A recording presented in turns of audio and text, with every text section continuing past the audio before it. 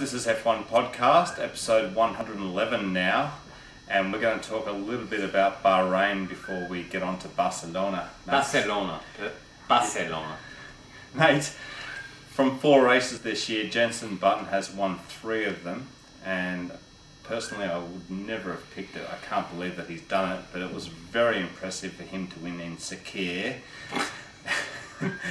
Especially since the Toyotas had the front row of the grid, mate, and in the first stint I was loving it. Timo Glock was just running away with it, pulling out a good gap. But then after that he slowly sort of went backwards, mate, and ended up finishing 7th. But Jenson has done it again. Mate, he has, and 3 out of the first 4 races, and we've got Jenson winning the race. Congratulations, Braun.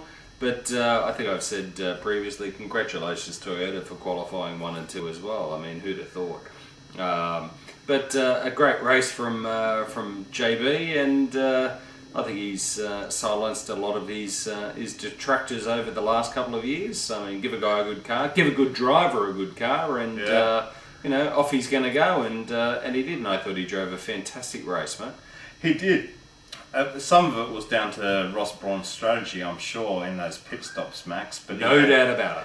He had genuine pace. There's no doubt that Jenson is very quick in that car, and he's slapping Barrichello. I mean, he's got 3 race wins. Barrichello's got none. So Jenson, there's no doubt the guy is actually performing in a very good car. And the fact, as we all know, the fact that Braun was so late in coming onto the grid, and God, 3 from 4, it's fantastic, mate. Who'd have thought? I mean, this is the fairy tale of Formula One. All of a sudden, I mean, you've got a team that was okay. Admittedly, they had a lot of lead-up time under the guise of Honda and the like, but. These guys were done for all money before the season. Look, we've talked about this before, and I'm not going to go onto it again. I just think it's fantastic that Braun are right up the top and leading the championship after 4 races, mate. And off we go to the first European race. Yeah, we're back in Europe very soon. So let's go through the top 8, mate. We've got Button, Vettel, Trulli, Hamilton, Barrichello, Kimi, Glock and Alonso. So I keep picking these Toyotas, and Trulli got on the podium. That was great. I thought actually they might win the race in Bahrain, but they didn't, Max. Well, they had the best possible start when you think about it, mate. Qualified 1st and 2nd. Yeah. To me, that's enough for Toyota at the moment. I was just absolutely thrilled that these guys were 1 and 2, and hopefully that their progression up the top of the grid doesn't end at qualification at Bahrain. And what about Seb Vettel, Max? Seb Vettel in P2, is he building, do you think, towards a championship winning or championship challenging point score, Max? He's certainly getting a lot of podiums and some good points there. Mate, I was speaking to my brother on the phone just last night, and he's not a major Formula One fan, but he likes to talk to me about Formula One because he knows I'm a nut about it. And he said to me, what about this young German guy, this Vettel? And I said, Vettel. He said, he looks to be pretty good. And I said, no, he's better than pretty good. I said, this guy is...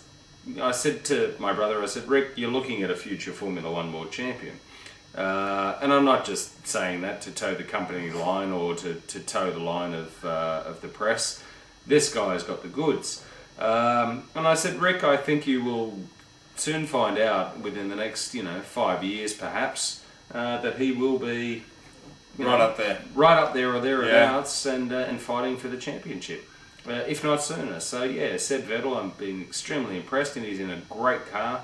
The Adrian Newey designed RB5 is a bullet. And, he's doing well.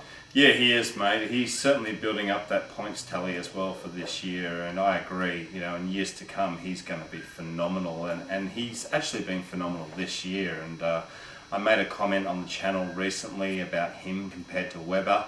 And, I was hoping that they would be kind of even, but Seb Vettel just seems to be able to he's getting the luck, he's getting everything on his side, he's got the speed, and he's got P2 in Bahrain. And let's see if he looks good in Barcelona, Max. I'm sure he will. All right, mate. Well, what else have we got? We've got Hamilton on P4, so he's finally getting, you know, towards the podium. But we actually have Kimi in P6 getting finally some points for Ferrari.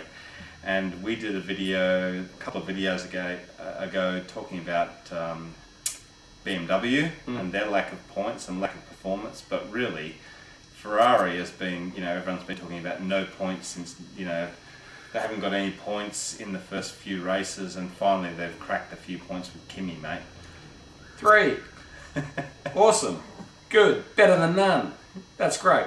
Look, to me it was good to see Lewis Hamilton and you know, more so than Lewis, but McLaren to get up there in P4, which is great. I think McLaren are slowly progressing their car, which is good. Slowly might not be the right term to use, but they started on the back foot this season, as did Ferrari. But you know, I think as the season progresses, Pep, we'll start to see these two behemoths of Formula One start to move forward. I mean, how couldn't they? They've got a massive budget. Yeah, both of them. But I'll tell you what. You know, you look at this thing behind us. It was great to see Kimi get some points at least, mate, at the last race. So hopefully that you know, going back to Europe, this is the start of something, or good things to happen, I guess, for both McLaren and Ferrari.